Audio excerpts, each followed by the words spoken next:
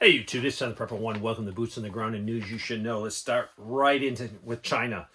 China is saying that there might be shutting down their production of plastic. This is because they get a product from the United States. It's a byproduct from natural gas, and it's called ethane, ethane, and this is a critical component that they need, and there's only one place they get it, and it is the United States. So this is causing some more problems with the tariffs. Let's switch over to Maryland.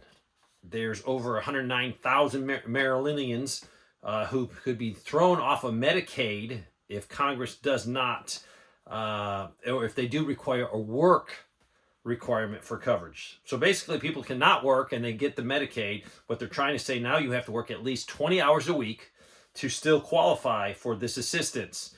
Now, there is some exceptions if you're disabled or if you're you take care of some person as a family caregiver or you're a student, but they're trying to pin, if you want this benefit, you need to work at least 20 hours a week if you're able-bodied. Great news. The Food and Drug Administration has gone even further on their artificial dye, and they're trying to phase this out. This is actually, some of these dyes are made from a petroleum-based synthetic material. So great news for everyone that eats products out there. Stocks are surging, and this is because Donald Trump has come off of his hardline stance on China, saying that they might be able to loosen some of these tariffs because it is affecting a lot of businesses in China, in the United States. It's causing a lot of uncertainty. He's also made some positive words about the Fed Reserve Chairman Powell, that he won't by force or won't remove him. So this is stabilizing the markets a little bit, and we're seeing it with the Dow and the other indices being up. The ocean delivery systems using ships, large container ships, these bookings are all way down. This is because of the tariff situation.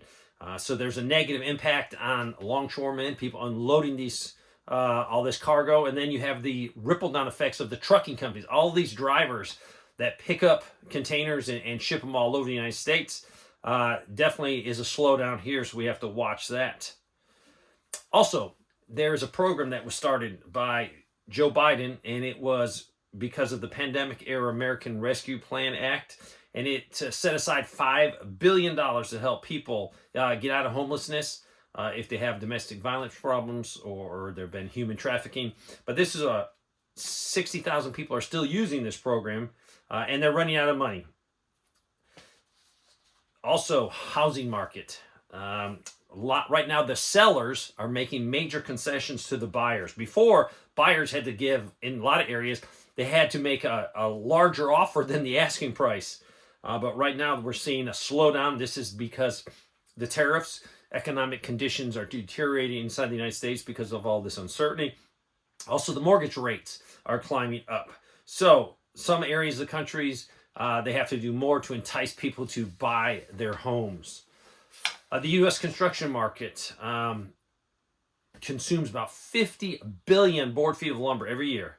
And we can meet about 70% of this demand inside the United States. The rest of that mostly comes from Canada. But President Trump wants to be able to reduce some regulations and make it easier so we could produce 100% of all of our wood inside the United States. The U.S. Department of Education will resume collecting on debt. A lot of people are defaulting on their federal student loans. And actually, I think it's been 5 years that they haven't done some collections, but now this is going to change, and that was due to COVID-19. There's more than 5 million borrowers out there that haven't made a monthly payment in more than 360 days, and they're sitting in default. And this is about $1.6 trillion that is owed to the federal government, which is owed to all taxpayers. The report from on proficiency of reading, unbelievable. 30% of Illinois fourth graders can actually read at their level they're supposed to. So I don't think Illinois is the only one. Most of the states are very low on reading and on math skills. They say 61% of American adults admit that they're on some type of pharmaceutical drugs. The scary thing is, right now, today, we get about 75% of our essential medicines from either China or from India, or we get the main components that are manufactured, that we use to manufacture medicine inside the United States. We are reliant on China and India. Secretary of State Rubio announced a plan that he's going to take and make the State Department more efficient. He says for the last 15 years, it's just gotten so bloated, it's grown so much, and the American people are not getting their money's worth out of this. So he has told his undersecretaries that you have 30 days to turn in a plan to reduce your budget by 15%. I think this is a great way to do it. Instead of just cutting off the board, have supervisors say, hey, where can we save some money? I think that's the responsible way to deal with the American people and the American workers that are working for the government. Trump has announced some major tariffs on some Southeast Asian countries that manufacture solar panels. One of these countries will be hit with 3,521%. That would be Cambodia, because they have not played ball with the United States. Other countries will see a 375%. One will see about 42%. So if you're needing solar panels, now would be a good time to look at them. I personally have about 50 JJNs bifacials on this building and the other building, and I'm very happy with them. Right now they're on sale, I think, for $127. All these panels that I bought with my own money, so that will assure you that none of these were given to me for free. They're great panels, and they have a special. I'll put a link to them. But if you need panels, I would seriously think about getting them as soon as possible. Also, 2 troops were killed on the border. There was a vehicle accident, and another third was injured. I have no other details for you on that.